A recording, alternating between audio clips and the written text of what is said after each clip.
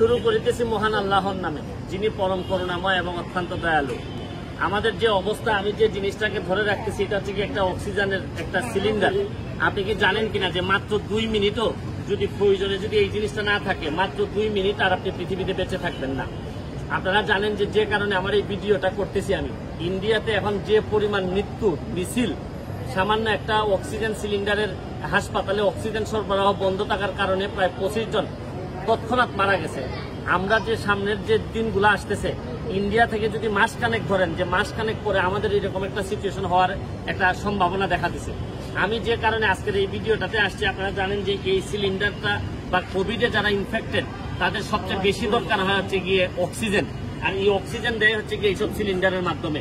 আপনারা জেনে খুশি হবেন যে মাত্র 2টা কোম্পানি বাংলাদেশে তারা একাই এই অক্সিজেনের ব্যবসা করত, যার কারণে একটা ভয়ের কারণ ছিল।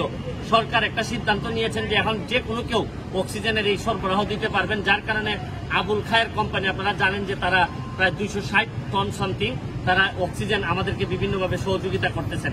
আমি আবুল খায়ের কোম্পানিকে ধন্যবাদ জানাই। আমি যে কথাটা আপনাদেরকে বলতে চাচ্ছি যে দামি দামি তরমুজ না খেয়ে এখন একটা সিলিন্ডারের দাম কত এটা একটু জেনে রাখেন, বা ঠিক মতো আপনি বিপদে পড়লে অক্সিজেন পাবেন কিনা। আইসিইউ পাওয়ার সম্ভাবনা তো এখন অনেক কমে গেছে। আপনি যেটা পাবেন এটা থেকে নিজের বাসায় একটা সিলিন্ডার রেখে, অথবা প্রয়োজনে সিলিন্ডারটা কোথায় পাবেন, কয় টাকা নিবে এবং কি পরিমাণ অক্সিজেন লাগতে পারে, এটুক ধারণা যদি আপনার থাকে তাহলে হয়তো আপনি বেঁচে যেতে পারেন।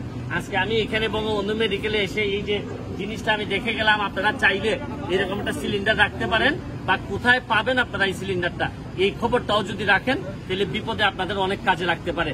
আমি এই ইনফরমেশনটুকু দিচ্ছি। আমি জানি যে ইন্ডিয়া থেকে আমরা অনেক আগায় আছি। বাংলাদেশ সরকার অনেক বেশি প্রিপেয়ার্ড, অনেক বেশি সতর্ক, এবং আমাদের অক্সিজেনের ওই লেভেলের যদি মহামারী না হয় তাইলে হয়তো সমস্যা হবে না। এত চিন্তা করার কিছু নাই। তবে আমি একটা কথাই বলতে চাই আপনাদেরকে, এখনো সময় আছে। মহামারী যদি আমরা এই অবস্থায় পড়ে যাই, তাহলে একটা সিলিন্ডার অন্তত রেখে দেন, বা সিলিন্ডার কোথায় পাবেন এই খবরটা রেখে দেন। কারণ ফুসফুস যদি দুর্বল হয়ে পড়ে তাহলে এই সিলিন্ডার ছাড়া আপাতত ওই সময় বাঁচার কোনো পথ থাকবে না।